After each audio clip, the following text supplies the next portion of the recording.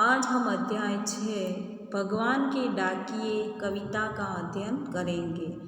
इसके लेखक रामधारी सिंह दिनकर हैं। पक्षी और बादल ये भगवान के डाकिए हैं जो एक महादेश से दूसरे महादेश को जाते हैं। हम तो समझ नहीं पाते मगर उनकी लाई चिट्ठियाँ पेड़ पौधे पानी और पहाड़ बाँचते हैं। महादेश यानी कि विशाल देश, बाँचते हैं यानी कि पढ़ते हैं। तो प्रस्तुत पंक्तियाँ कवि रामधारी सिंह दिनकर द्वारा रचित भगवान के डाकिए कविता से ली गई हैं। इनमें डाकिए के रूप में पक्षी और बादल को चित्रित करके कवि ने यह स्पष्ट किया है कि मनुष्य इनके द्वारा लाए गए संदेशों को पढ़ने में समर्थ नहीं है।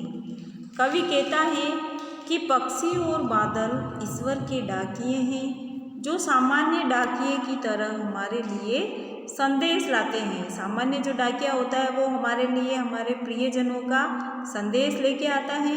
उसी प्रकार ये पक्षी और बादल ईश्वर का संदेश हमारे लिए लेकर आते हैं। ये डाकिए एक विशाल देश से दूसरे विशाल देश तक यानी कि संपूर्ण संसार में ईश्वर का संदेश लेकर जाते हैं जिसको हम मनुष्य नहीं समझ पाते। वे सभी जगह प्रेम, सद्भाव, एकता और समानता का संदेश फैलाते हैं जिसे पेड़ पौधे, नदियाँ और पर्वत आसानी से पढ़ लेते हैं और उसी के अनुरूप कार्य भी करते हैं। हम तो केवल यह आंकते हैं कि एक देश की धरती दूसरे देश को सुगंध भेजती है और वह सौरभ हवा में तैरते हुए पक्षियों की पाखों पर तिरता है और एक देश का भाप दूसरे देश में पानी बनकर गिरता है। आंकते हैं यानी कि मूल्यांकन करते हैं, हिसाब लगाते हैं। धरती यानी कि पृथ्वी। सुगंध का अर्थ होता है यहाँ पर अच्छी गंध। सौरभ यानी कि खुशबू और पाक का अर्थ होता है पंख। तो प्रस्तुत पंक्तियों में कवि ने संकेत दिया है कि बादल और पक्षी सीमाओं पर ध्यान न देकर विश्व के सभी मानवों को समानता, सहयोग और भाईचारे का संदेश देते आ रहे हैं, किंतु मनुष्य उनके कार्य को साधारण प्राकृतिक घटनाएं समझता है।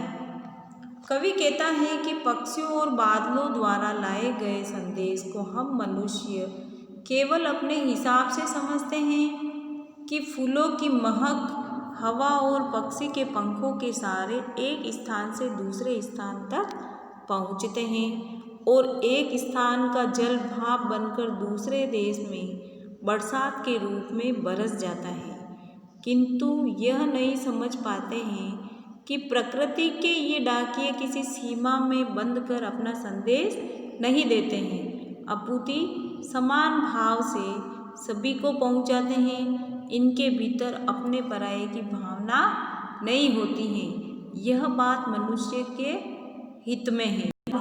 वो किसी देश की सीमा पर नहीं, किसी देश की सीमा से बंधे हुए नहीं हैं, यानी कि वो संपूर्ण संसार में कहीं भी इधर उधर घूम फिर सकते हैं।